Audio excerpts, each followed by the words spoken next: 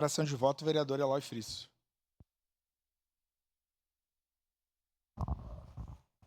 Colegas vereadores, eu insisto na tese de que essas questões elas são eminentemente técnicas. Eminentemente técnicas. O embasamento, o senhor olhando o buraco lá na Rota do Sol, lá, agora eu tenho 10 avaliações que aquilo lá não é problema nenhum. Que não tem como toda aquela imensidão de terra, que não tem um pico alto lá, e ela é plana, e ela vem abaixo. Mas são teses, tá? São teses. Na época, eu acho que o SAMAI agiu corretamente lá na Rota do Sol.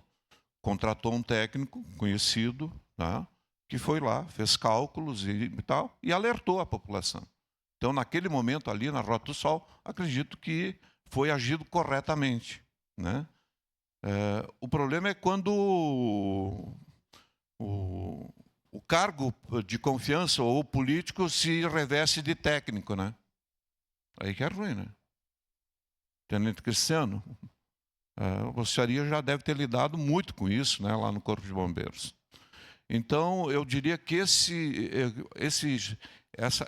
discussão que nós estamos fazendo aqui, ela é muito mais importante do ponto de vista de fazer com que efetivamente se aposte na Defesa Civil e que a Defesa Civil tenha esse tipo de informação, que se mapeie todas aquelas famílias que moram na beira do valão.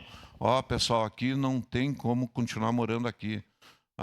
O Frisso quer tirar todo mundo daqui, tal, não sei, eu não quero tirar ninguém de lugar nenhum. A prefeitura tem que dar soluções para essas famílias, né? Deixou elas se colocarem lá e, efetivamente, o vereador Cláudio tem razão. Com as mudanças climáticas, a tendência de chuvas mais intensas é maior. Antes nós tínhamos ali uma chuvinha de 3 minutos, 5 minutos, né? Agora tu tem chuva de meia hora, caindo toró, né? Então é diferente, de fato é diferente. Então a Defesa Civil tem que estar bem preparada para esse tipo de assunto. Eu acho que é mais nesse sentido que é a minha colaboração e por isso voto a favor, senhor presidente.